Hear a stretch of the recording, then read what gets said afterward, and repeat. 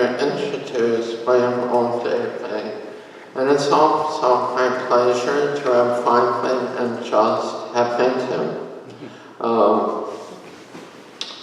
I remember decades ago reading his translations of the last 7 books of Pablo Neruda and taking them to heart in such a way that informed my sense both of poetry and of translation as I went on to develop and finish my own translation.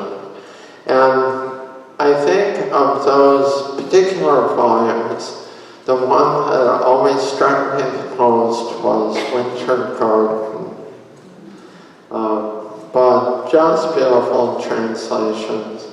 And of course, he also co-founded Copper Canyon Press, and is a wonderful poet himself. And it is my great pleasure to honor someone by introducing them when I consider it myself to have been, it's an honor to meet him. And I hope that you'll come to our translation panel on Saturday.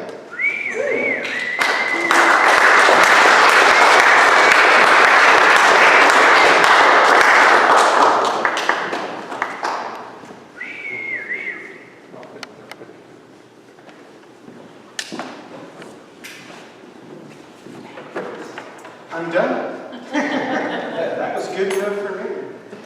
Thank you so much. It's a great honor to be here.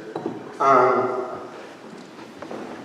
knew Sam for 48 years. I met him when I was 18 years old. And now that I'm 38, I'm terrible at math. Well, I'm blind and you look marvelous. Oh, thank you, Dolly. Marvelous. Sam once said at one point he started wearing sports coats to his when he would give readings. And when he started doing that, he looked at me and he'd go, you know, you really ought to dress better for your readings. Dude, take off those Tony Lamas. Yeah. What I'd like to do, and we'll see regarding time,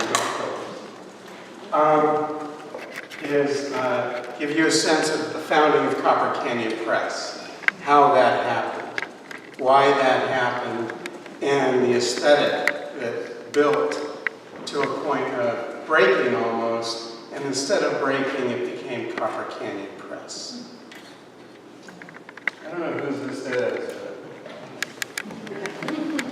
You were saving that for you.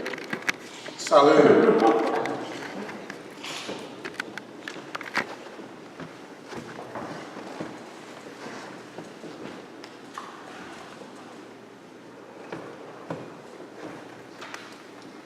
Inicial.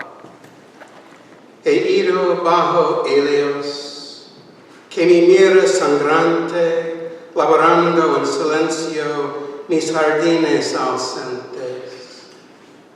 Mi voz será la misma del sembrador que cante, cuando bote a los surcos siembras de pulpa ardiente.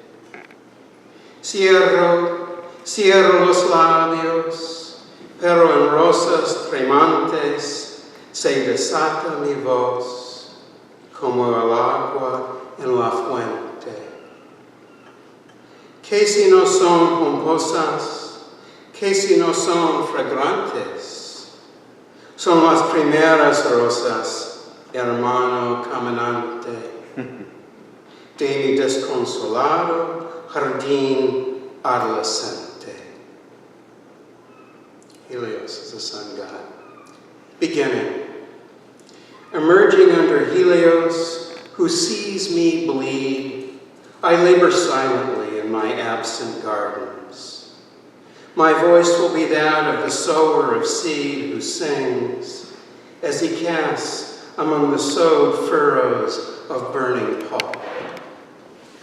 I close my lips, but in trembling roses my voice breaks loose like water in the fountain.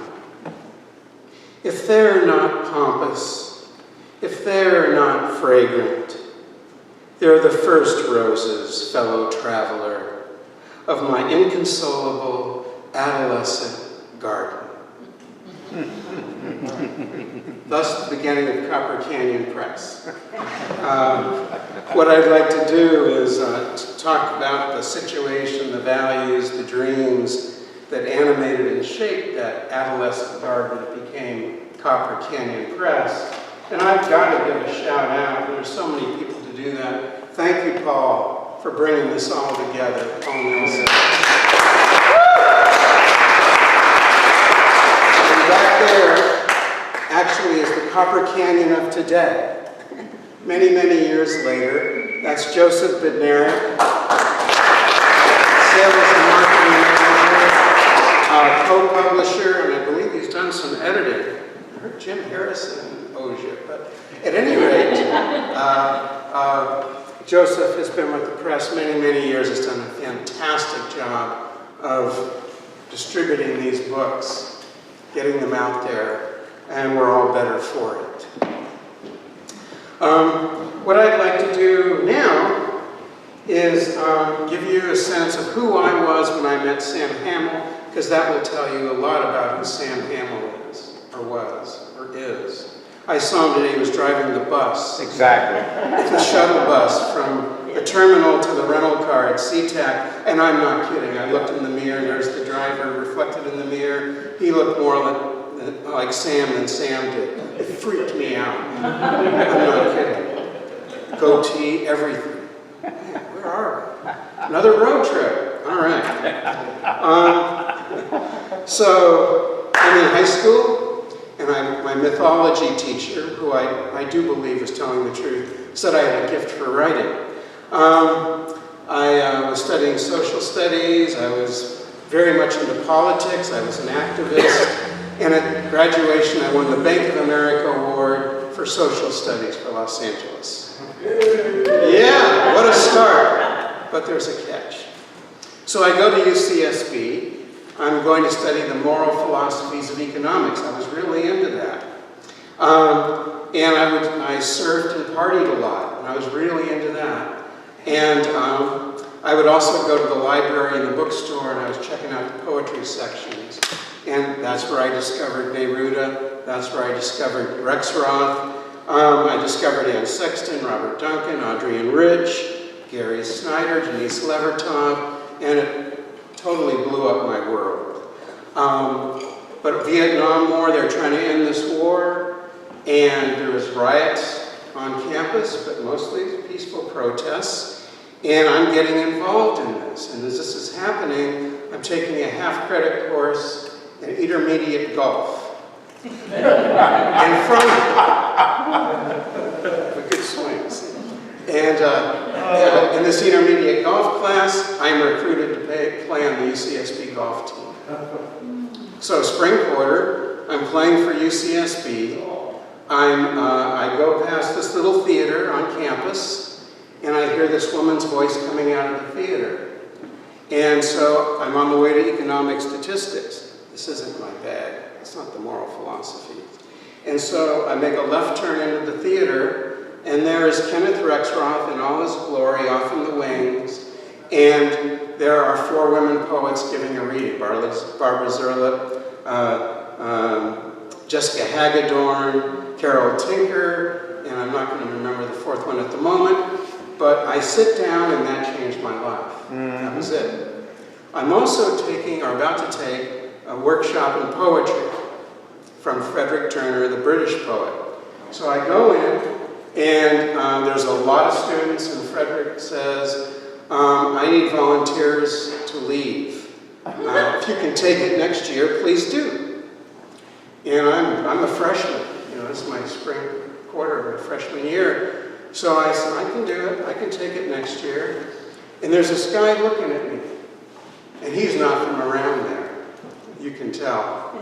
Cowboy boots, cowboy shirt, jeans, and he looked just a little younger than this to me at age 18. And I know him, he's looking at me, and I look at him, I'm going out of the classroom, I'm like, oh, what was that? Fall quarter, I take Fred's class, and who's in there but the cowboy? That's what I call him. And he, I'm there at the first class, he's there at the first class. I go to the student union for coffee, here comes this young woman, and she says, my boyfriend is inviting you to come sit with us to have coffee. Would you like to do that? And I said, well, sure, who's your boyfriend? Oh, he's over there. It's the cowboy. I go sit down, we start talking, we have these awkward silences, and that began this whole thing of having these intense conversations and long silences. So essentially, it's like Sam Beckett and Jean-Paul Sartre. We sit for hours, just looking at each other. Who are you? And at any rate, so Sam invites me for dinner, and I go over, he picks me up, my transportation, we have dinner, I'm looking at the bookshelves, and I'm blown away by what these books. And I start wandering back to the kitchen, and he goes, hey, what do you think of feminism? And I said, I'm for it. And then we start talking about Simone de Beauvoir's The Second Sex. I had just finished the book, and he knew it extremely well. And we had feminism became a cornerstone. I would tell him what it's like to be with 200 women in the student union and 6 guys listening to these speeches. None of my male friends could talk about feminism. They wouldn't talk about it. They may have been for it, whatever that means, but they wouldn't talk about it. Sam and I had these long and involved conversations. And years later, Audre Lorde comes out with this essay, The Erotic is Power. Yep. I refer you to Rebecca's wonderful poem. And in there she says, there are many kinds of power, used and unused, acknowledged or otherwise. The erotic is a source within each of us that lies in a deeply female and spiritual plane, firmly rooted in the power of our unexpressed or unrecognized feeling. Makes women dangerous, and women are exploited for this power. And that was essentially the conversation that Sam and I had for years after. I finally captured that conversation, more or less, in a poem. I'd say this is 4 or 5 years old. Hestia was the goddess of the heart. Excuse me. Hestia, what you create, the bad, the good, creates you. Sows the grace of song while you tend the kettle. No time for the pantheon, darkening blood, available light, gas lawnmower, obsession, or uterus. Pressed against glass, hair pulled back, loose strands like wild roots touch everything. Your hands nothing, and the soul never again. A parallel life spreads like a bruise, like want, river or God, barnacle or bread. The first time we speak with the cloud, or like a moth burn in the sky.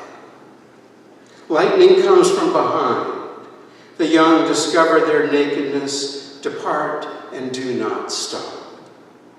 The smile, the rancher, the slow dog, the horse tripped with a rope, the artless loon, the blind judge. Together we dream alone, do not know or forget or cease, or remember to let go. Your body drips languor. You bleed and sweat, and endure what directs or murders us all. Time and again, a woman imprisoned in the gauze of selflessness. One night, late, in the rain and in the doorway, you will recognize this burning as your own. Let me be with you, Hestia, dreaming like a butterfly. Let me choose your transparent world. Nice.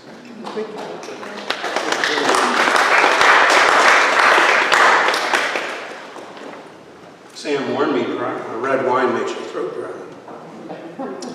So there we were, late at night, many late nights, talking poetry, talking feminism, Zen Buddhism, Confucianism, the real thing was a big topic.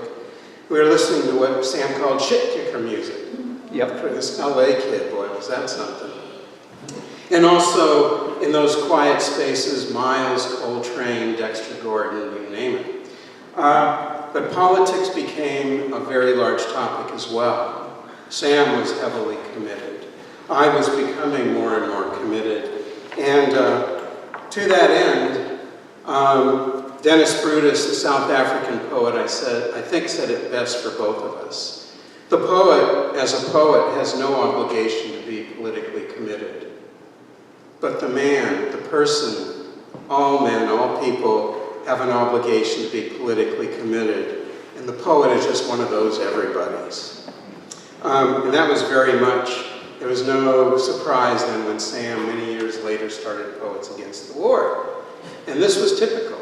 I mean, not the starting of Poets of the War, although not surprising, but I'm reading something or I'm hearing something, and I see I'm on this board of Poets Against the War.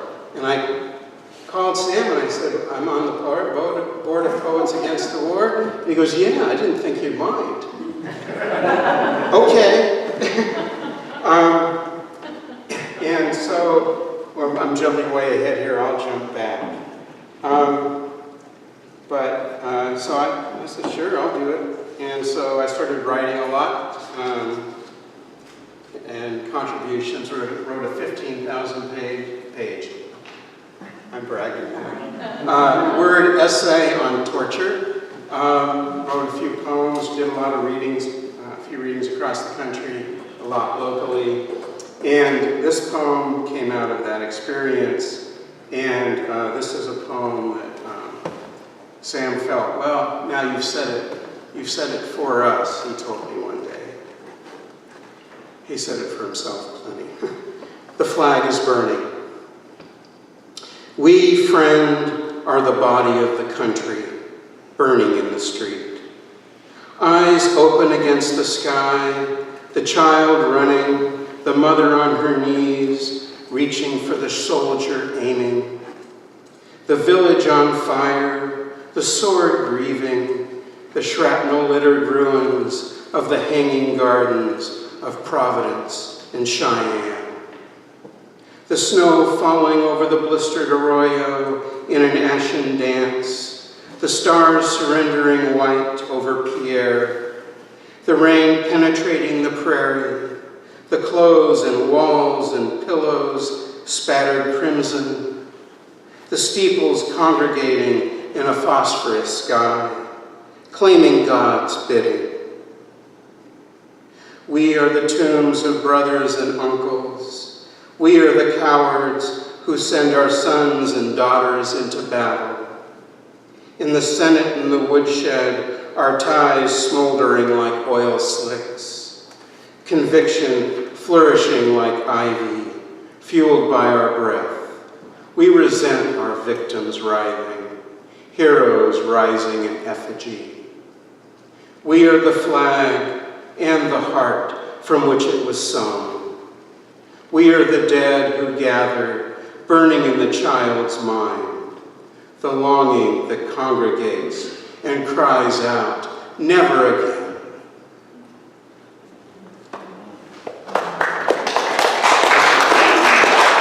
Thank you. So, in in between all this commitment, we're taking these road trips: San Francisco, Salt Lake City, Winter Park, Tijuana, Ensenada, Tijuana. And we're making the rounds. And out of that, what it really was, I think, was searching. We were searching. We were looking for ourselves. We were looking for something, as Audre Lorde mentioned or said, that we couldn't name, the feelings we couldn't name. And it was rather effective. It actually gave us a sense of peace. Actually, let me read one more out of this. Those poems that I just read were from a new manuscript of The New Gods. This is just, I think this is in Samthology. A simple gift for Sam Hamill. Yes, dear and oldest friend, every fall the wounded saguaro fill with rain from the Gulf of Mexico. Their priestly shadows suffer blizzards that tore through the bad old days. Years the highway conjured a simpler horizon. Remember how the bald tires blew, not in the whitest heat of Zion's summer, but in our unlikely return. Rain drumming me and Bobby McGee against the windshield, singing Creely from the Great Salt Lake to the distant sea. Perhaps it's true. Where coyote groans in the poison canyon, a drifting road calls our bones. Clouds tumble, a paycheck arrives. We set out for other mountains, under cold beasts orphaned by Orion. Dawn rolls across the desert, over us camped beside the unknowing flowing, the beautiful Williams River. We boil old grounds over a twiggy fire and drive all day with the river's breath and pulse to reclaim ways of seeing long since lost. Broken down, the valve smoking miles shy of Eureka, we wait beside the highway for help or the law, and at dusk share the last can of Chef Boyardee. Maybe it's true. We've had enough blistering sun, perched in this imaginary Mecca that neither forgives nor grieves. Friend, even in the early days, we knew the poets who blazed trails and fought exile would be freed only by death. McGrath has left the old high road for the hieroglyphic fire. Kenneth's temple bell no longer rings in the ears of swallows. Art Blakey's metal flake snares dance only in the heart's garden. The garden's heart longs to break into 16th notes Coltrane used to blow to reach his heaven, a real gone, deep-fired perfection. And the day, see how it frees itself from the light, how it bears us in its belly, in an insignificant meal of muffins and eggs, in the solitary life built of renga, thick cedar, Buddha dog and his shameless nature. An egg cradled in the hand remains an egg, whether a dying chick or yolk that blooms. It's the prayer sung by a deaf mute, and the fear retold by the generations. The indifference of the ocean that balances the inner ear.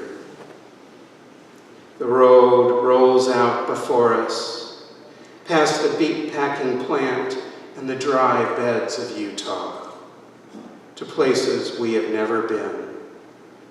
Let us go in this single cyclic gift that cannot be withheld, our song.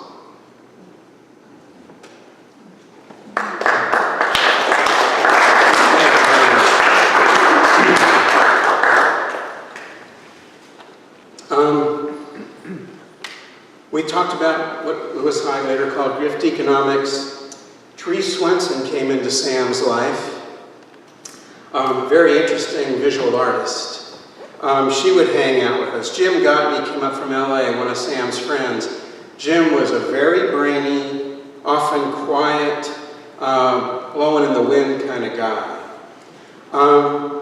Two things at that point happened that essentially helped create Copper Canyon. One, Kenneth Rexroth invited Sam and me to his world poetry class that he taught in his cottage in Montecito. It was limited to 10 students.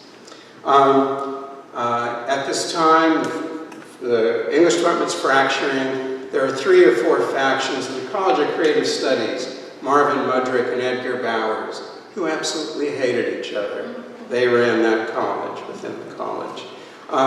There was the scholarly department and the creative department, and there was Hugh Kenner, the modernist critic. It was, I don't know how I walked into this, but it was incredible. Bob Branch, Alan Stevens, the first Swallow Press poet, Fred, Bob Brantz, I mentioned him. John Rivlin was, well, became our advisor. I'll explain that in a moment.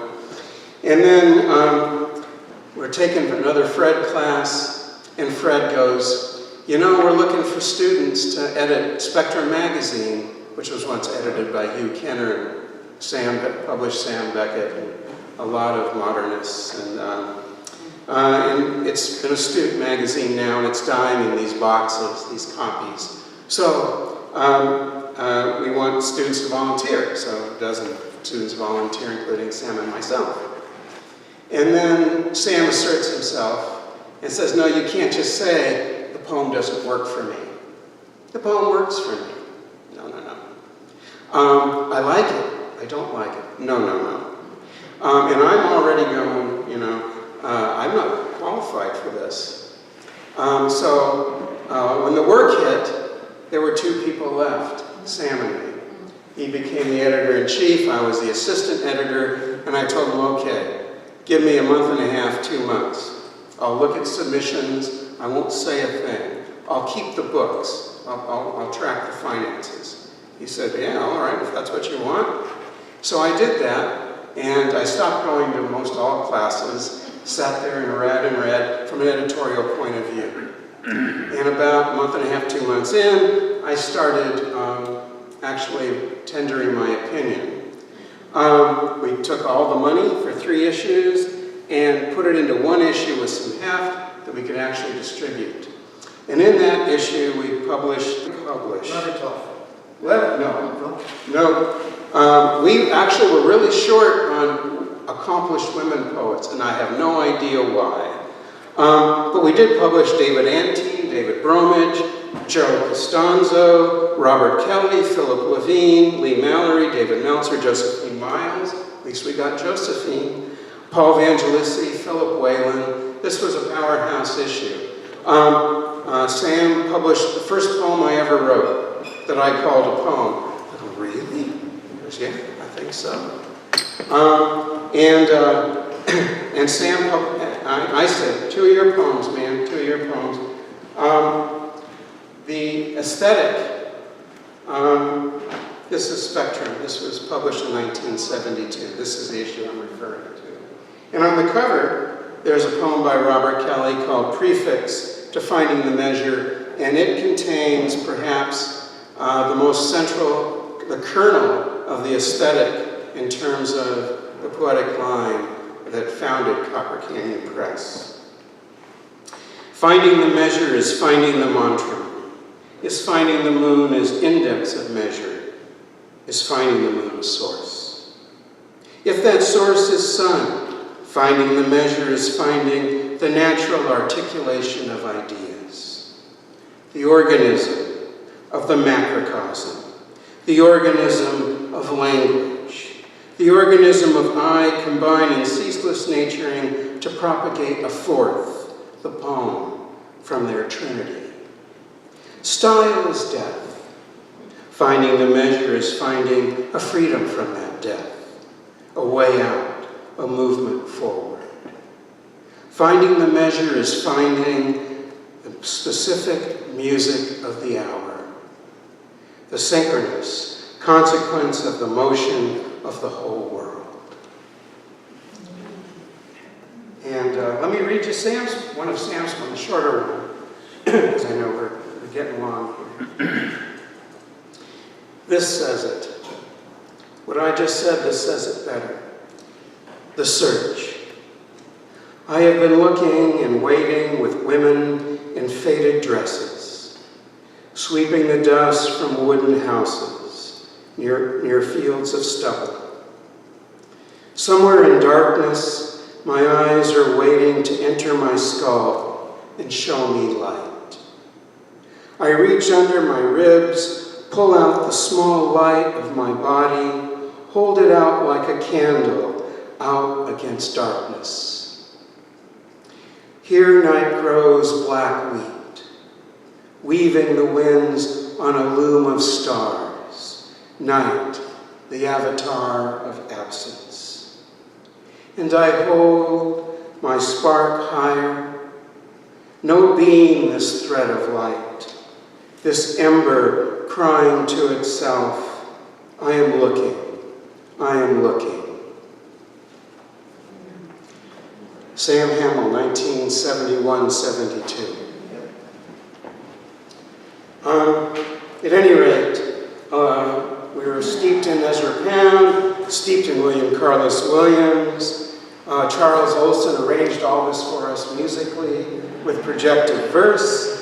And it's fall quarter 1972, and Sam and I are walking across campus. And we're just walking to the student union, and this journalist comes up from Nexus to Student Paper, and he goes, "Congratulations, you guys." Huh? What? And we look at each other, and he goes, "You guys don't know." Well, Spectrum magazine was chosen by the Coordinating Council of Literary Magazines as the best college magazine in the nation. And we're, why don't we know about this? You know about it. Why don't we know about this? Sam knew immediately what had happened. He said, why don't you go to the student union? I'll meet you there later. He didn't want to get me in trouble. He goes stomping over to the English department. Sure enough, John Ridlin, our advisor, had decided that CCLM's award wasn't what it said it was. It was for the English department. So they tried to get the CCLM to write the check to the English department. And Sam comes over and we meet, and he's just pissed. I hadn't seen him that pissed up to that point. And at any rate, the CCLM refused. They said, no, this is for the editor-in-chief. It was $500. Sam's living on the GI Bill. I have no money. So he and I had talked, and Tree had talked about, maybe we start a press someday. Wouldn't that be cool? But this was just like, and now pass me a beer. This time we were serious. I was all in, Tree was all in, Jim Gottney was all in. And so we decided it would be Denver. We'd go to Denver. And my parents weren't terribly thrilled. It was my fall quarter, my senior year. So anyway, Sam and Jim get in Jim's Triumph TR4. And I should mention this. Yeah, I actually rode in the back of that to Tijuana. Good job. Thanks. I used to be taller. And at any rate, I should mention also that at almost this very same time, Jim's mother, who owned a mattress factory in LA, was doing really, really well, selling a lot of mattresses. And so out of the blue, she sends Jim $500. We got $1,000 and a 1947 Ford panel truck. So, and Jim's TR4. So Sam and Jim take off to Denver. Tree and I finish our quarters. I sell the Ford panel truck to a friend who still calls me his friend for $250, which was a lot of money for this thing. It was our road tripper. And Tree arrives just after Christmas. I arrive just after New Year's. We have no money. I get there. I have $100 to my name. It's my life savings. and we can't pay rent. And we have a tenement apartment on East 17th. When I say tenement, I mean tenement. 2 bedrooms, though, and a bathroom. And so I pay a chunk of the rent out of that. I had $80 left about after the trip out. And this will tell you where we were. Excuse me. And and then I buy some groceries. And then a couple weeks go by, and I pull money out of my pocket, and I have 83 cents. I've had no income since that time. And then 2 or 3 weeks more go by, and I'm down. I want to make a phone call. I pull the money out of my pocket, and I have 17 cents. And my first thought was, where did it all go? And I realized, I'm all fucked up. So that's what it was. That's the beginning of Copper Canyon Press. To tell you something of how that felt, let me read one poem. Out of, again, this is Book of Twilight, Neruda's first book. You can buy it from Joseph if you like. Neighborhood without light. Does poetry depart from things, or is my life not able to distill it? Yesterday, watching the last of twilight, I was a patch of moss among some ruins. The city's soot and vengeance, the gray filth of the suburbs, the office that bends backs, the boss with roiled eyes, blood of a red glow over the hills, blood in the streets and the plazas, ache of broken hearts, rot of disgust and of tears. A river embraces the outskirts of the city like a frozen hand that feels its way in the darkness. Above its waters, the stars are ashamed to be seen. And the houses that hide desires behind lit windows, while outside the wind brings a little mud to each rose. Far away, the mist of forgetfulness, thick smoke, broken edge of dikes, and the country, the green country, in which pant the oxen and the sweating men. And here I am, sprouted among the ruins, alone, chewing on all the sadness, as if the weeping were a seed, and I, the only furrow on the earth. So, thank you very much.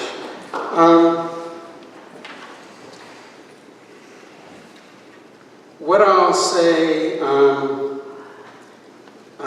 to kind of start wrapping this up, something else you should know about the founding of Copper Canyon. We did what we had to do. As Aeneas Nin liked to say, life shrinks or expands in proportions to one's courage. We weren't burdened by paychecks at the press. We could publish what we wanted to publish, what we felt was right. Our biggest criterion was, do not publish something just because it's a trend. So we didn't. What we did, Sam got a job at a book distributor, Tree got a job at an art supply, Meiningers, the famous Meiningers in Denver. Patty Patty, my girlfriend at the time, came to live with us, brave soul that she is. And Patty worked at a bookstore downtown. The bookstore I worked at, Bookmark East, and Sam was the mass market distributor for this book distributor who signed the checks, J.A. Pettypiece. Was half adult, well, 2/3 adult, 1/3 mass market. So the store I worked at had a big row of adult books.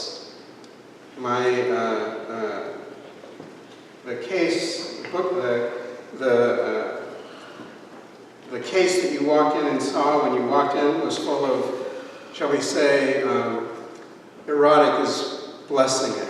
Paraphernalia, 2-minute movies, and then a mass market section. And we sold a lot of Louis L'Amour. We had people come in and shoplift the adult stuff, guys in trench coats late at night. And we had the best poetry section in all of Denver. I'm not kidding you. And so we lived in, this store was at the end of the side of this hippie neighborhood. And folks would come in and they'd say, I want a book of poetry for my friend, or my wife, or my girlfriend, or whatever. And I'd say, oh, well, tell me about this person. They tell me, what else does she like? Or he like, oh yeah, okay. Well, you know, you might try this. We sold a ton of W.S. Merwin's The Lice. We sold a ton of Gary Snyder. Denise Levertov's O Taste and See. We sold Audrey and Rich. I can't even begin. Philip Levine, They Feed, They Lion had just come out. We sold a bunch of that. We sold mostly Snyder because this is the Rockies. And it was better than the University of Denver's poetry section. So that was the milieu.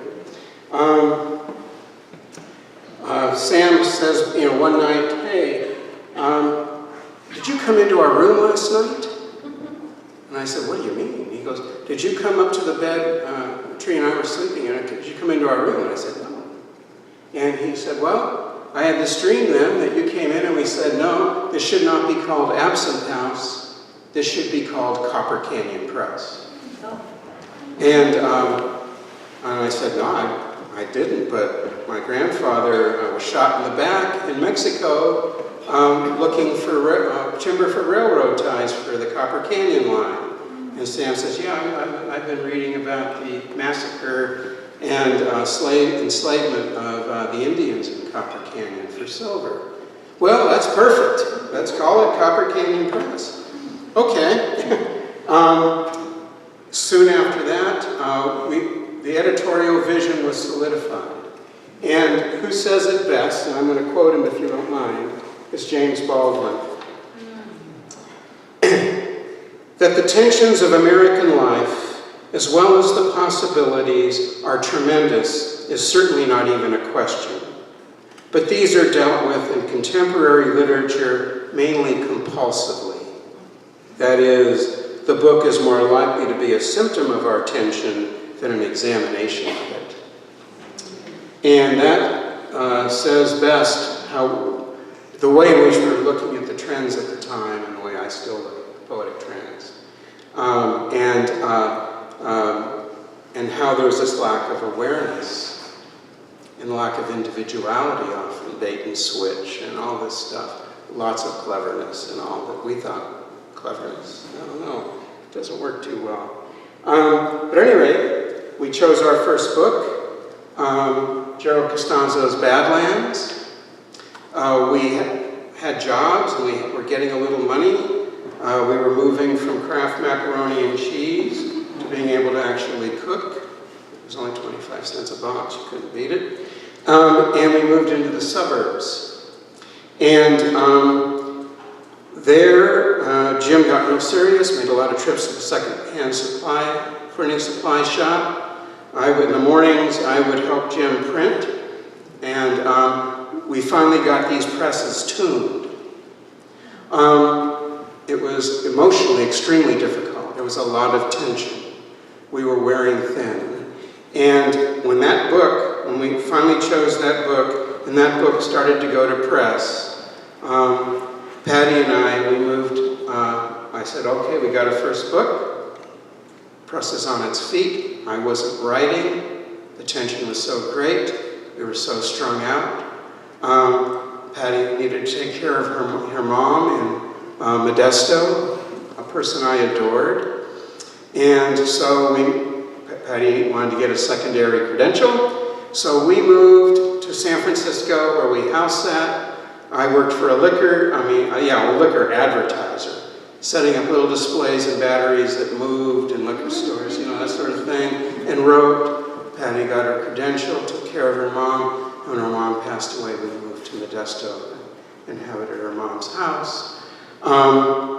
In Salmon Tree, moved to Bill Ransom at Centrum Foundation. So we want a press in residence here at Fort Worden, Centrum Foundation. Will you come out? In 1974, they moved the press to Port Townsend.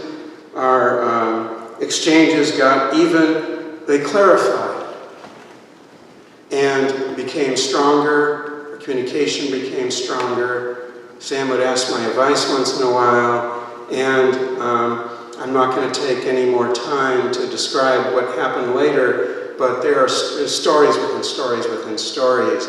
But that's essentially how Copper Canyon began.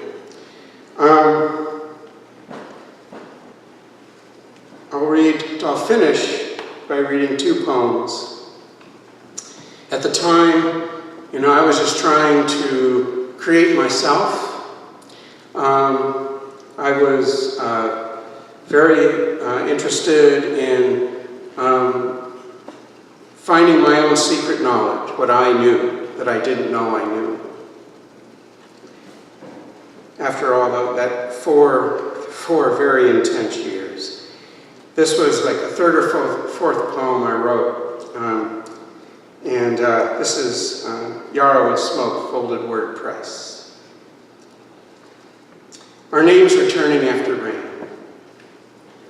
After a night of talk beside a wavering fire, we walk the bottomland road and count the stars still sputtering. One by one, their bright names trail down the fields of tender light into a green sea of vines. Lichen grays flat stones once side-armed across the river's surface. These all bear names we raise to fruition. Rain also is of the process. Under the charred trestle, we carve our given names, our lives, the cut fingers of children late for school. We wrap each other in the pure white of absence, bloom crimson, darker. Together we begin. Wind blows through the burnt oak, but forgets from where it came, forgets what to call the rain, as we, opening our mouths to speak what we are, forget who we have been.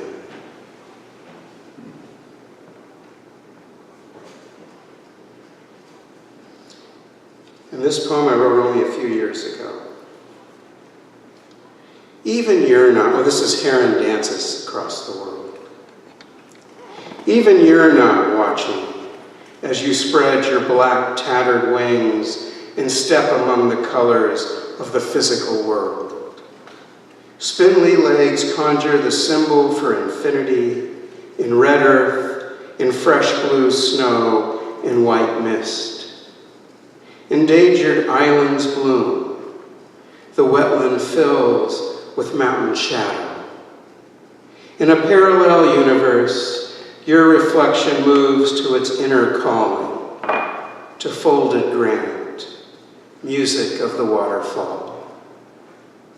You live as hidden origami, with creases and abandon, intricate patterns that resist the receding shore. You circle like an equation neither eyes nor lips can touch, motion that can't be solved or written on the tongue. You do not stop to preen among the battered dunes. Your cry rings iron from irony, recalls the silent bells, laments the love I've forgotten. You breathe closer to the swaying aspen than to the orphan moon and the tide's pull. In this dance, you create, like a beetle, your own being. You become possibility. Thank you very much.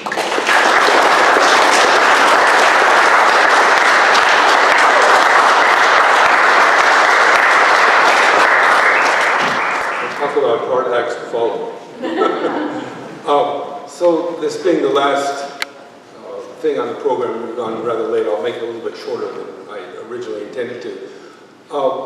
I went to Japan in 1972, so when Bill and Tree and Sam were working hard, working their asses off at Copper Canyon, I was going to Japan, starting to learn the shakuhachi. And it doesn't make a lot of money. So I got a job around 1988, very fortunate with the International House of Japan, and my job was to curate the program that Sam came to Japan on, the Japan-US Friendship Commission Creative Artists Exchange Program, jointly sponsored by the NEA. So about 1988, I meet Sam, who came with Tree, and I love to accompany poets. I've done it with, actually I have a Kenneth Rexroth story, I won't bore you with that today, but I really like accompanying poets and dancers and other non-musical forms of art. So we got together, and I realized that accompanying Sam was like accompanying someone who's a very, very strong player, musician. His voice, as you all remember, is just an amazing presence. And many times when I had accompanied poets, I had to sort of hold back because their voice was small, or they weren't projecting, or they weren't aware of the need for speech formation in poetry. So I'd hold back so I wouldn't overcome them, and I didn't want to make it all about myself. But with Sam, I didn't have to do that. I could just put it all out there, and it was like, it was like playing with a master musician, but he was a poet. So the piece I'm going to play is, Bill talked about herons, and many animals came up in his last poem. And this is a piece about the cranes, the nesting life of the cranes. It's a very, very famous traditional shakuhachi piece. And it is kind of structured like haiku. In haiku, you take a very, very minimal amount of material and create a maximum of effect. You create a whole cosmos out of a very small amount of material. And it's the same with the shakuhachi music. We just have a few things we do, but by ornamentation and repetition and changing the speed and the tempo and the dynamics, you create this beautiful world. I can show you what I mean. At the opening of this piece,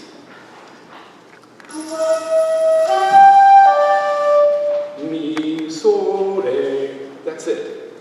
But by changing it around and listening to all the variations, like coming into it from an octave below.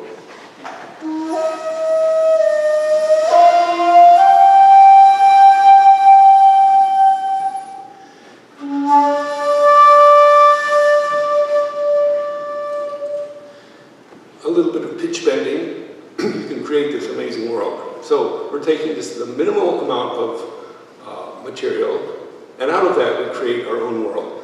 And it's not the musician that does this, it's the people who are listening who do it.